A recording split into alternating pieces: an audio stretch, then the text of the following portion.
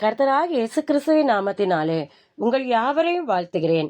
நாம் இன்று தியானிக்கும் வசனம் ஏசாயா தீர்க்கதரிசியின் புஸ்தகம் 42 அதிகாரம் 3 வசனம். அவர் நெறிந்த நாணலை முறியாமலும் மங்கி எரிகிற திரியை அணையாமலும் நியாயத்தை உண்மையாக வெளிப்படுத்துவார்.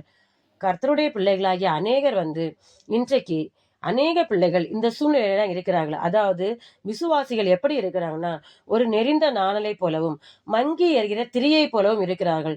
நெறிந்த நாணல் மங்கி எறிகிற திரி எப்படின்னா, அதாவது நம்ம ஆரம்பத்துல நம்முடைய விசுவாசம் நல்ல விசுவாசத்தோட ஜெபித்திருப்போம், விசுவாசத்தோட தேவாலயத்துக்கு போவோம், நல்ல ஜெபம் செய்வோம், ஆண்டவரை துதிப்போம் அப்படின்னு நம்ம உற்சாகமா இருப்போம். ஆனா நாட்கள் கடந்து போக போக போக சில வேளையில நாம் தடுமாற ஆரம்பித்துருவோம். எப்படி தடுமாறுனா, தேவ வசனத்தின்படி நம்ம நடக்க முடியாம நம்ம சில வேளை நம்ம தடுமாறுகிறோம். எனக்கு பலன் இல்லைன்னு நினைக்கிறோம். நம்முடைய விசுவாசம் கொஞ்சம் குறைவா காணப்படுறது அப்படின்னு கலங்கி கொண்டிருக்கிறோம். இன்னைக்கு அநேகர் இந்த சூழ்நிலையில நம்ம கடந்து போய் கொண்டுதான் இருக்கிறோம். அப்ப இந்த சூழ்நிலை இருக்கிற பிள்ளைகளை பார்த்துதான் கர்த்தர் சொல்லுகிறார், நான் உங்களை தள்ள மாட்டேன்.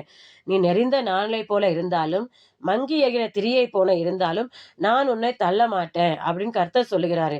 ஏன்னா நம்முடைய வாழ்க்கை ஆனா நாம என்ன பண்ணணும்னா, கொஞ்சம் விசுவாசம் தான் நமக்கு இருக்கிற, கொஞ்சம் விசுவாசம் தான். வேதத்துல ஒரு வார்த்தை சொல்லுது, கடுகளவு விசுவாசம். ஆண்டவரே, எனக்கு இருக்கிற கொஞ்சம் விசுவாசம் உண்மை நம்புகிறேன்.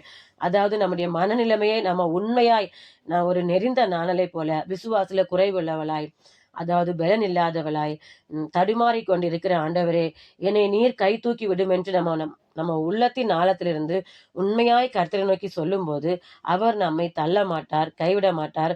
அது மாத்திரமில்லை, இன்னைக்கு சிலர் விசுவாச வாழ்க்கையில வந்த பிறகு அநேகருக்கு நீதி கிடைக்காம இருந்திருக்கும், நியாயம் இல்லாம இருந்திருக்கும். பொய்யான குற்றச்சாட்டுகள்ல பாதிக்கப்பட்டு, அப்ப என்னுடைய நீதி வெளிப்படலையே அப்படின்னு கலங்கி அநேகர் சோர்ந்து போயிருப்பாங்க.